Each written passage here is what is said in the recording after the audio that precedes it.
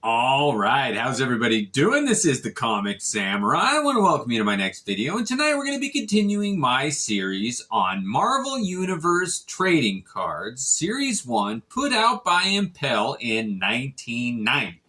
Now this is part 2, and we're going to take up right where we left off with card number 52, which starts up on the supervillains. So let's go ahead and jump right in.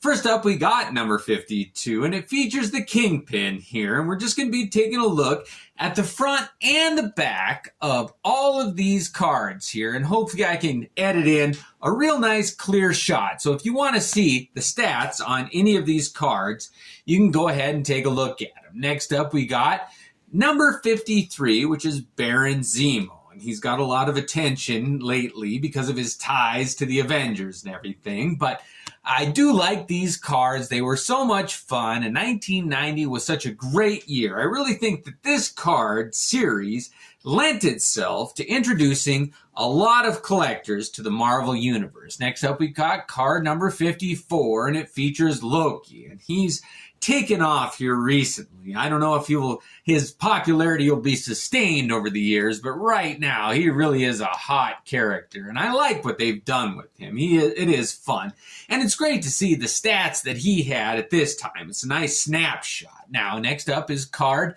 number 55 here, and it features the Juggernaut, and everybody knows that he's one of my favorite villains. It's nice to measure him up against all the heroes and see how they rate against a strong villain.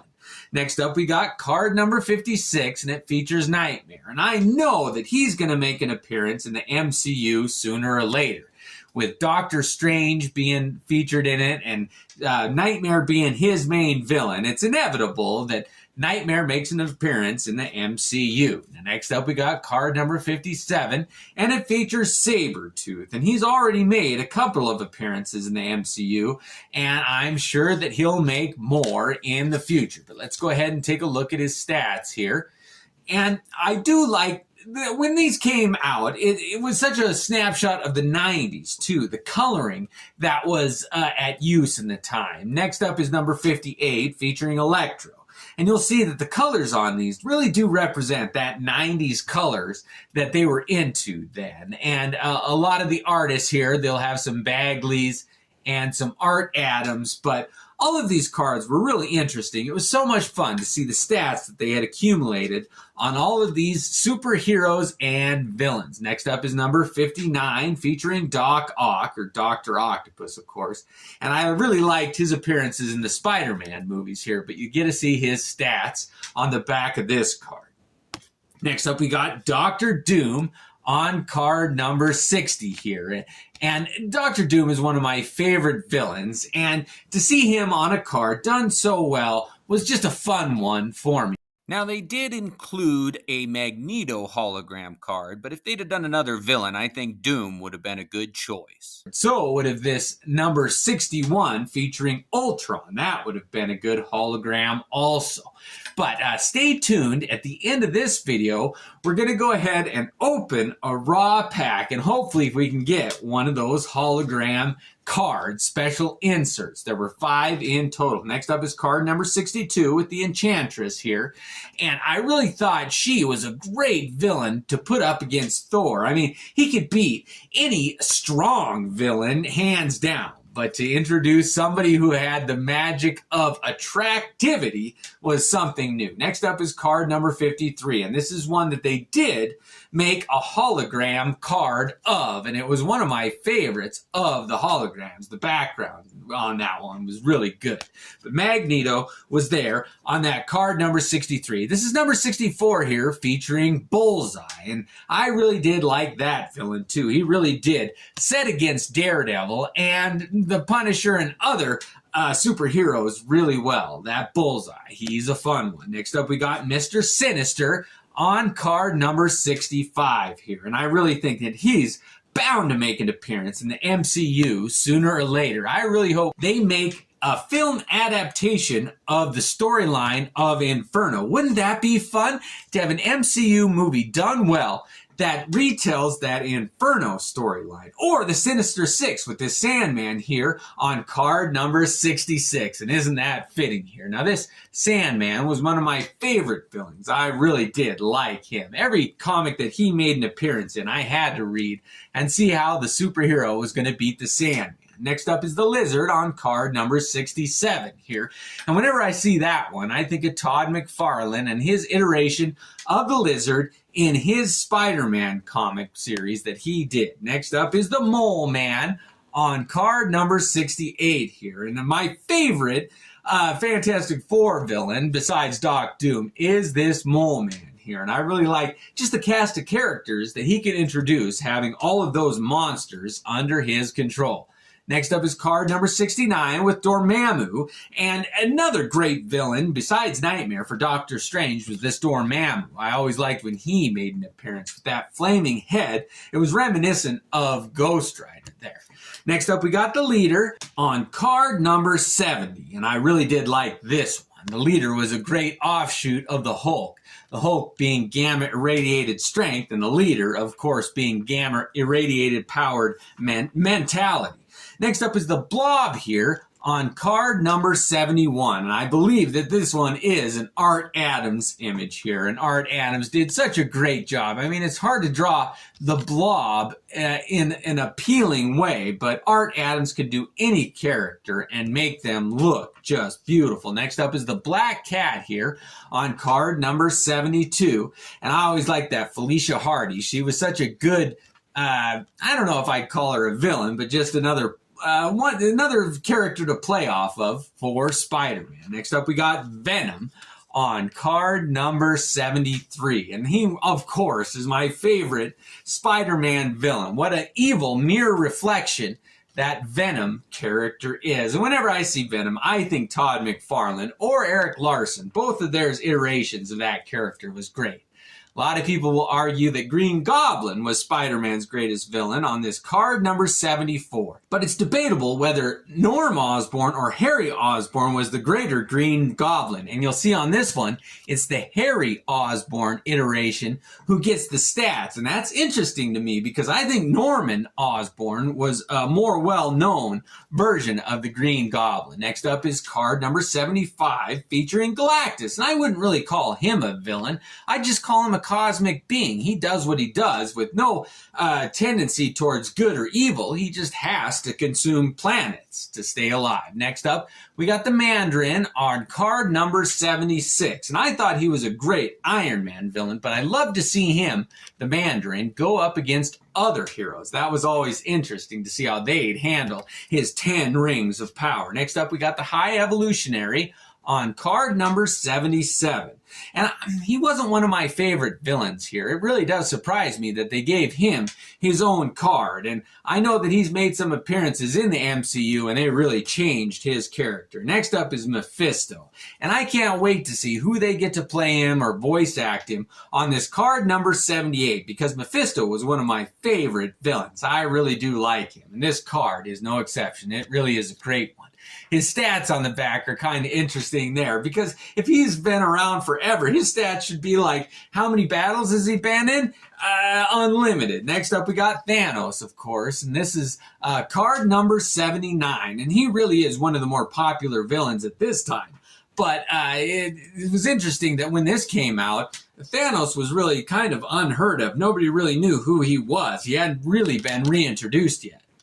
Next up, we got Apocalypse on card number 80. And this is another Art Adams card here. And those stand out so good. I mean, they had a number of artists do all of these cards. But when an Art Adams one comes up, it is head and shoulders above all the rest. Next up, we got the Red Skull on card number 81 here. And of course, I always think Captain America when I see the Red Skull here. But he's been pit against almost all of the heroes at one time or another.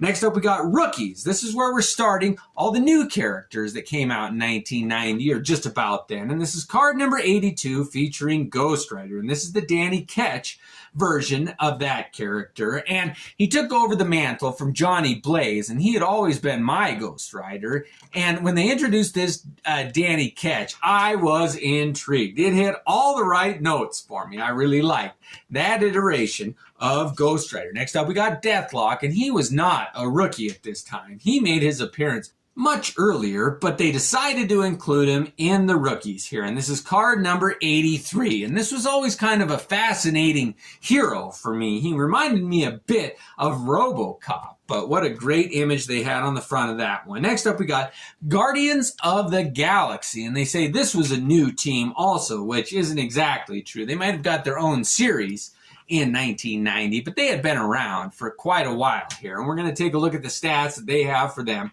Like I said, you can always pause the video and take a better look at these cards if you'd like to. Now, this is card number 85, and it features the New Warriors. And they were a new team that came out about then, and it really did capture my imagination. I thought they were such a great team and just fitting for the 1990s.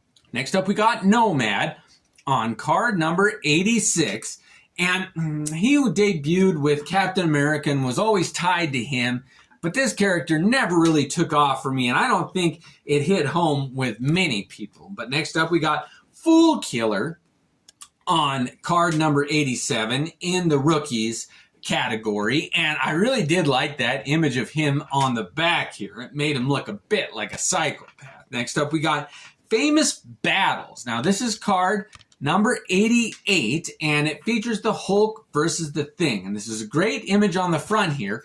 And I love these because on the back, you got to see some of their famous fights and which one they're talking about here and where it happened and some of the details about the great battles that they're going to feature in these cards. Next up, we got Fantastic Four versus Galactus. Now, this is card number 89, and of course, it features the Silver Surfer there. He was a big part of their introduction into the Fantastic Four Marvel Universe mythos, and it really was a great introduction in that Fantastic Four number 48 through 50. Next up, we got Fantastic Four versus Doc Doom here, and what a great iconic battle those characters share.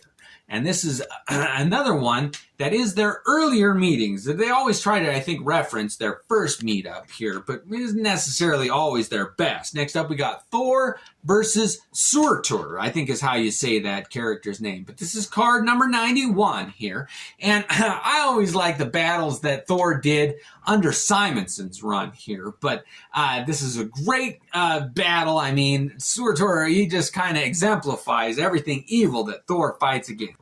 Next up, we got Spider-Man versus Kraven. And this card chooses to feature the battle that they had in Kraven's Last Hunt, which was a 6-part storyline that ran through all of the Spider-Man titles at the time when this storyline came out. Next up, we got Spider-Man versus Dr. Octopus, and those two were destined to go up against each other. And what a great pairing they were. Spider-Man, who's supposed to have 6 legs, and Dr. Octopus, who's supposed to have 8. But it really was just an iconic pairing of those two characters. Next up, we got Daredevil versus Bullseye.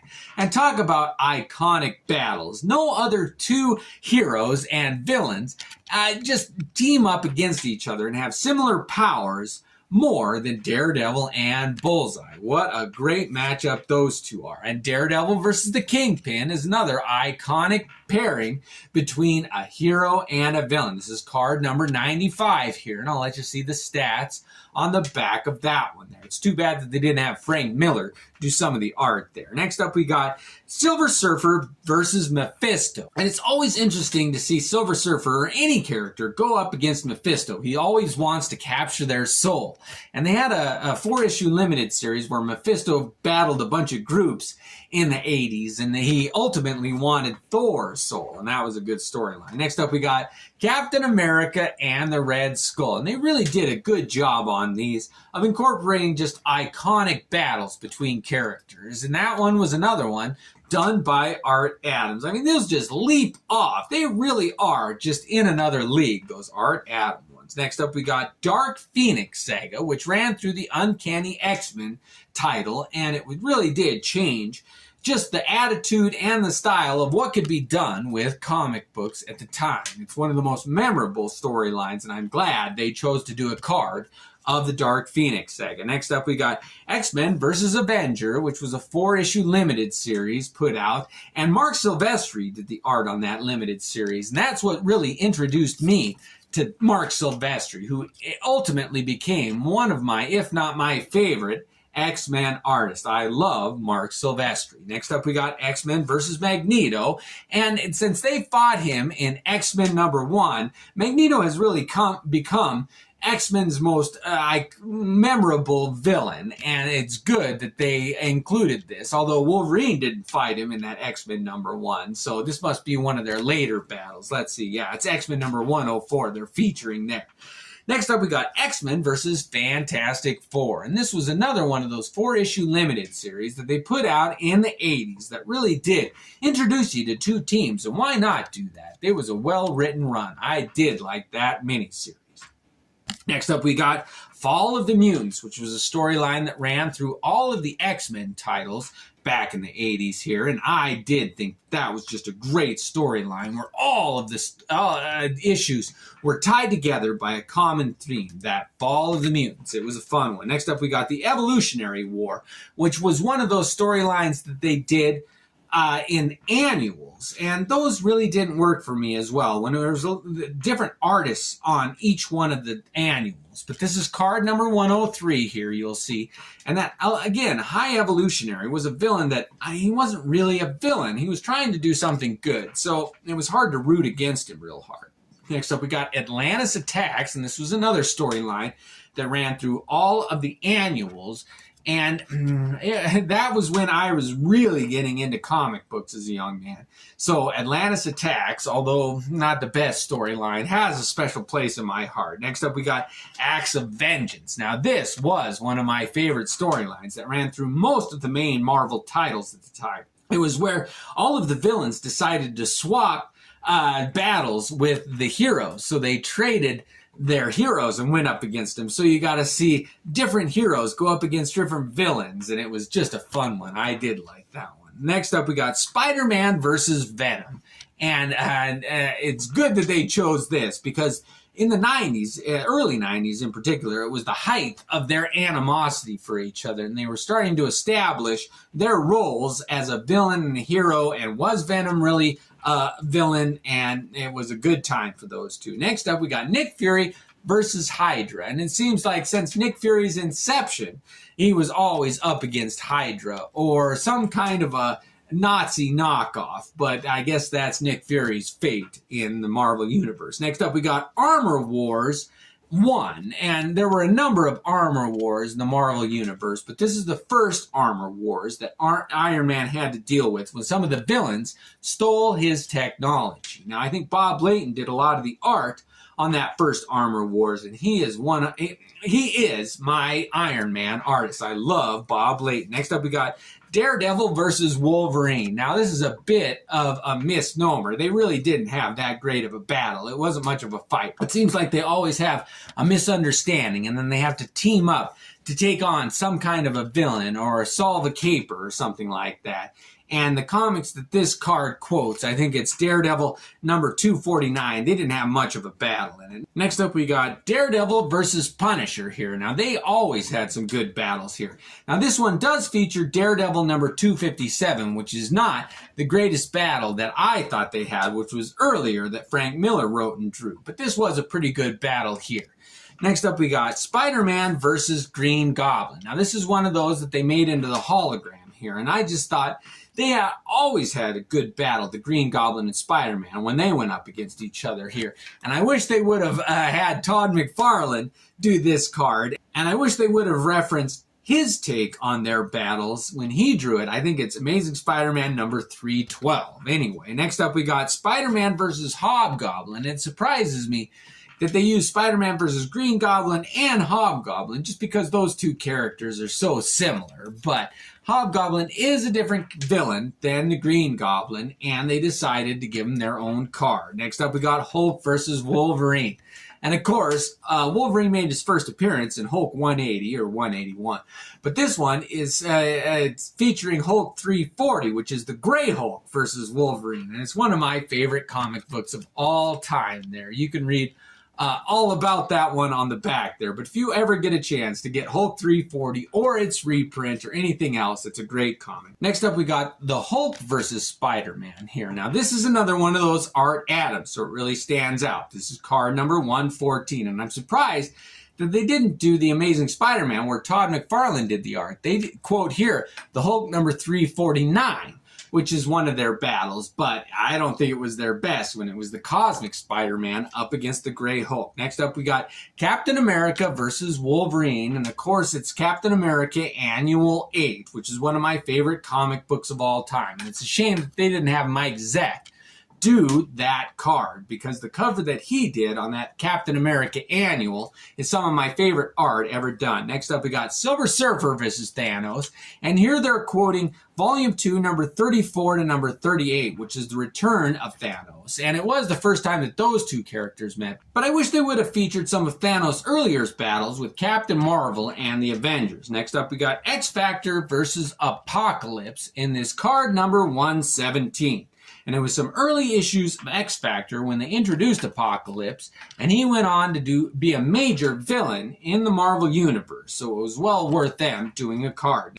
Next up, we got X-Men versus Freedom Force. Now, the Freedom Force were kind of a misnomer. I knew them more as the Brotherhood of Evil Mutants or something, but this is card number 118 here, and they did have some epic battles, but it was always fun when the X-Men fought another group of villains, like the Marauders or whoever. Next up, we got Wolverine versus Sabretooth here. Now, they're quoting 212 and 213 of the X-Men run here, and it was their first battle, but they could have chosen one of many. I mean, they had already fought a number of times. X-Men 222 is another example that Silvestri did. But this battle here happens to be Leonardi art with some beautiful Barry Windsor Smith and Alan Davis covers. Next up, we got X-Men in the Savage Land, which isn't exactly a famous battle here, but it is where the X-Men fought Sauron and did have some adventures in the Savage Land. It's always fun when they go there, and inevitably they run into Khazar. Next up, we got Iron Man versus Titanium Man. Now, the Titanium Man, I think, was the Russian version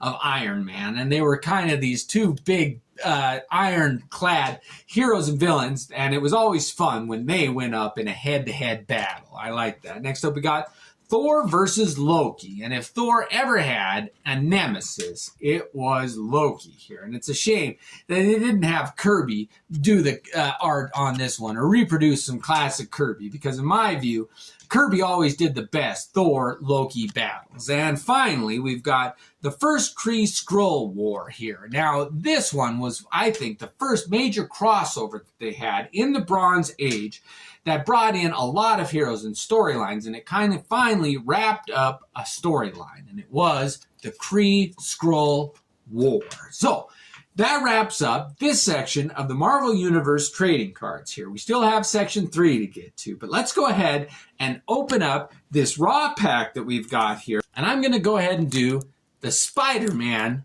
raw trading card pack. So I'm going to put a little slit in the top of it. We're going to go ahead and open it up and see if we can't get one of those holograms. So here we go. All right, so we're going to cut a little slit in the back here. And we're going to lift these out and see if we get a hologram here. Oh, it doesn't look like it here, but this first one we got is a rookie card of Deathlock.